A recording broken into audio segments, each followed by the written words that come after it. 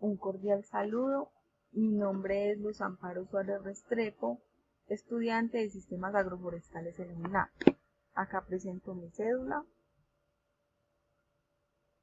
Voy a explicar un ejercicio de proposiciones y tablas de verdad, donde nos dan 3 proposiciones. P. La labor de un matemático se basa principalmente sobre los números. Q. Estudian el comportamiento de las variables presentes en un fenómeno basándose en teorías matemáticas. R. Su función es determinar los métodos apropiados para el análisis de la información. El lenguaje simbólico, que acá lo tenemos, se lee P si y solo si Q, o negación de Q, entonces R, que en el lenguaje natural se leería de la siguiente manera. La labor de un matemático se basa principalmente sobre los números si y solo si estudian el comportamiento de las variables presentes en un fenómeno basándose en teorías matemáticas, o no estudian el comportamiento de las variables presentes en un fenómeno basándose en teorías matemáticas. Entonces su función es determinar los métodos apropiados para el análisis de la información. Bueno, para eso para hacer la tabla de la verdad tenemos una formulita que es 2 a la n, donde n son el número de proposiciones. Y en este caso serían 3, que sería la siguiente manera. 2 por 2, 4 por 2, 8. En la tabla de la verdad la organizaríamos de la siguiente manera. En la primera fila serían 4 verdaderas, 4 falsas. En la siguiente serían 2 verdaderas, 2 falsas, 2 verdaderas, 2 falsas, hasta terminar. Luego una verdadera, una falsa, y así sucesivamente, hasta llenar la tabla. Entonces acá, si lo tenemos, en la primera 4 verdaderas, 4 falsas, 2 verdaderas, 2 falsas, 2 verdaderas, 2 falsas. En la siguiente una verdadera, una falsa, y así hasta terminar. Entonces acá sería negación de Q.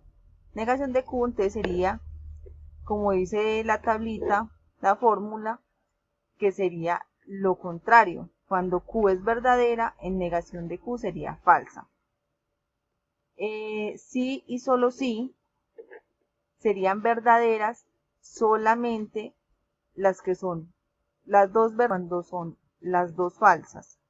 Aquí tenemos P y Q, que estas dos serían verdaderas.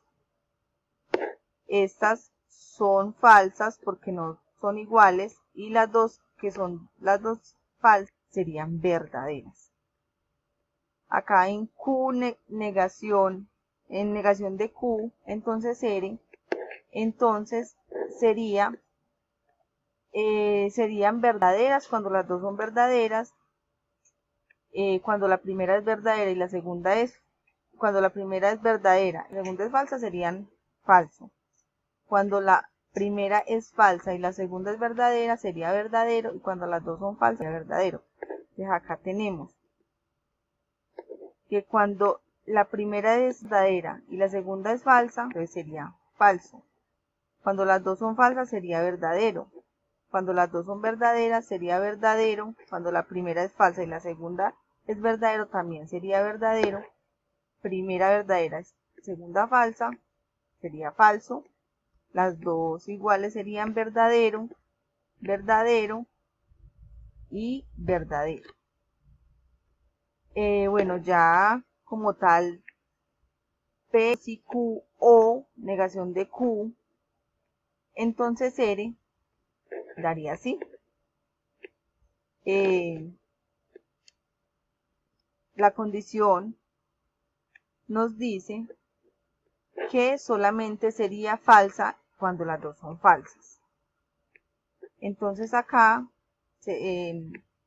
verdadera, falsa, verdadera, verdadera, verdadera, verdadera, falsa, verdadera, verdadera, falsa, verdadera, también nos da verdadera. Acá solamente falsa, falsa nos daría falso, y de resto nos daría verdadero.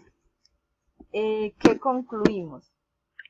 Que es una contingencia porque no todas son verdaderas ni todas son falsas, entonces tenemos falsas y verdaderas. Espero se encuentre muy bien y muchas gracias por la atención.